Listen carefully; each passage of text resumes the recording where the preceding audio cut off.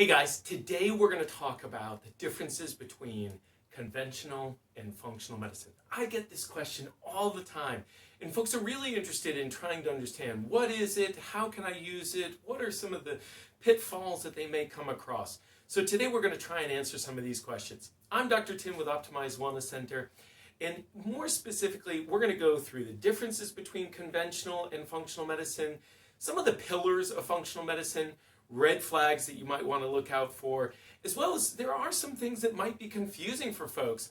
And then what's a typical roadmap? All right, so most of us are familiar with conventional or allopathic medicine. And this is, where the model that's probably at your local family physician's office or hospital setting, and it tends to be very reactive by nature.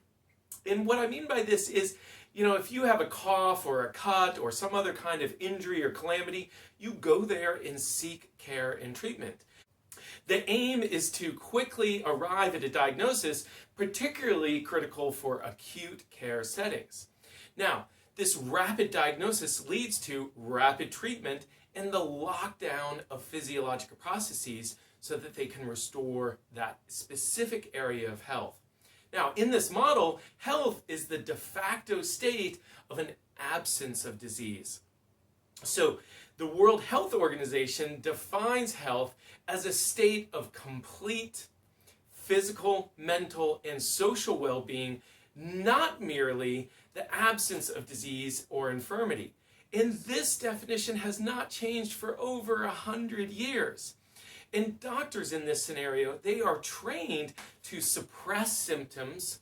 And while this it may be to offer temporary relief, the underlying cause is often overlooked and not addressed. Moreover, Americans spend 2.5 times more on healthcare than people living in all other developed countries with no better and often worse outcomes. Functional medicine is not so much an alternative as it is a bridge to a more effective chronic care model. Most people die of chronic conditions and not acute conditions. Functional medicine addresses the underlying causes of disease using a systems-oriented approach versus a symptom-oriented approach, engaging both the patient and the practitioner in a therapeutic partnership.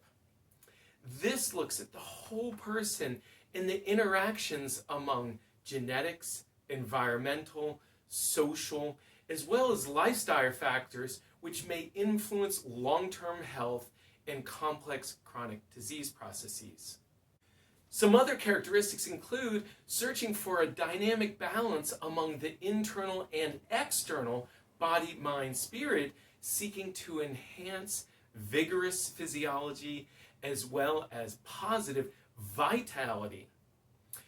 There's also in functional medicine a familiarity with the web-like interconnections between the internal physiologic processes and organ systems. And there's a promotion of organ reserves as a means of enhancing the health span and not just the lifespan of that patient. So when we talk about the pillars of functional medicine, there's a handful that are really important to make sure that you're familiar, that you recognize, and that the doctors you're working with are very familiar with. First and foremost, we have to look at a cellular level what is going on. And this starts with the powerhouse to the cell called the mitochondria. And I have plenty of other videos where we've discussed the mitochondria, and I encourage you to look at those as well. Now, these powerhouses for every cell, whether it's a muscle cell, an organ cell, or a tissue cell, and so these are so important. And since we can neither create nor destroy energy, we must convert it into usable energy to carry out healthy cellular functions. Secondly, we have to be able to detoxify as well as use oxidation processes. We live in a very toxic environment, and if we don't avoid or filter these toxins, our body will become the filter. We have various detox organs, and notably the liver is one of the largest with over 800 different functions. And it's critical to how we keep this liver functioning as to how other organs can also process what they need to do. Then we need to consider our brain and neurotransmitter health. With a healthy brain, we can make healthy choices. Imbalances can stem from chronic stress, inflammation, poor diet, poor digestion, trauma, sleeplessness, amongst others. It's important to both provide the right resources as well as train for optimal brain function. Of course, we can't forget things like stress and inflammation. Stress and inflammation are some of the most common underpinnings for nearly all health challenges. Our health reflects our lifestyle and our environment, which when out of balance can lead to chronic health conditions. Having awareness along with the right tools and coaching can ensure that they are working for you and not against you. Now, there's a handful of red flags when choosing the right functional medicine practice, and I want to go through just 5 of them. First and foremost is exaggerated claims. Think of things like unbeatable prices. We all want a deal, and we want to be cured of all of our ills. Just like in other fields, if you see someone making an unbelievable claim about how they can guarantee to solve all of your problems and or start with a super cheap initial consultation, I encourage you to pause. Often these are too good to be true and likely will be a one-size-fits-all program that will unlikely be able to address your unique needs and characteristics. Next, unsupported claims and their methods is the best out there. Often, there are multiple ways to arrive at some specific or given point that you're wanting to achieve. The most important thing is that it suits your unique needs and objectives. Therefore, it's important that there's an open and honest discussion about your health history, your current health status, as well as your goals and objectives and how you can arrive at them. From there, consider choosing a practice that best aligns with your unique needs. Then, you must consider whether someone's offering to perform treatments without any testing. We always say that if you're not testing, you're guessing. It is possible that there are multiple signs and symptoms attributed to a singular condition. And simultaneously, there may be many conditions that share a singular sign and or symptom.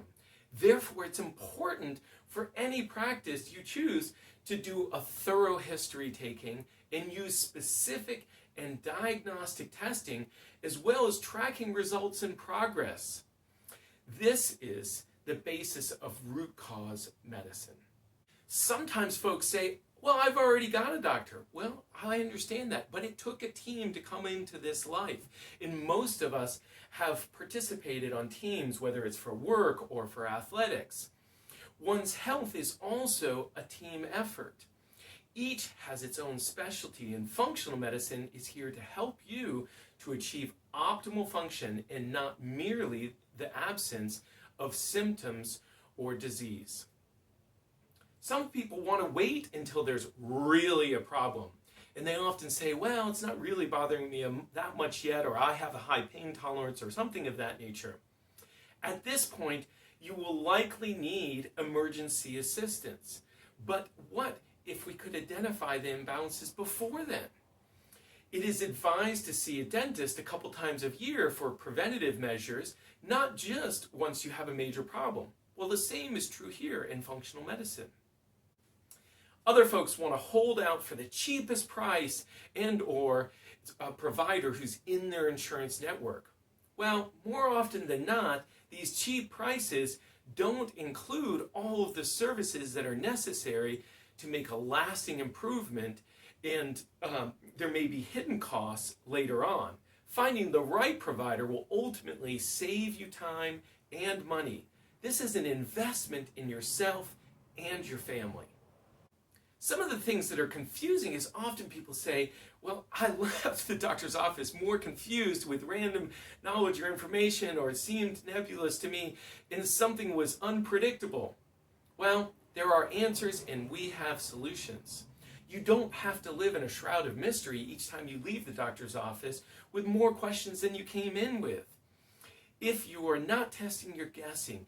There are some highly sensitive tests that can identify the root cause specific to you and what's going on, and combined with your health history can lead to addressing your specific needs.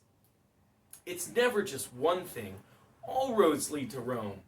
And so this is why a multidisciplinary practice office using a multimodal approach gets better results, which means you can start feeling better faster. Rest assured, you're not alone. You are in the right place and you can get answers. At Optimized Wellness Center, we specialize in optimizing human function via maximizing brain function, detoxification, mitigating aches and pains, addressing complex health conditions and autoimmune diseases, aligning human performance and coordination, achieving healthy and sustainable weight, and enhancing nutritional absorption as well as aging gracefully. Often a functional medicine roadmap should include and incorporate many facets with things like a thorough history and physical examination if necessary, laboratory evaluations, a customized nutritional plan which may include supplements and nutraceuticals, lifestyle recommendations such as practical sleep, exercise, stress management, and clean living guidelines, as well as regular guidance and coaching. All right, guys, I know that was a lot of information, but I hope it addresses some of your questions about functional medicine and what makes it unique and how we may be able to assist you. If you found this useful and or interesting, press the like button below and share it with your family, friends, and colleagues who may benefit from this as well. Don't forget to write your questions in the comments below so that we can make sure to address them down below or in the next video. I'll look forward to catching up with you guys at another time. Take care.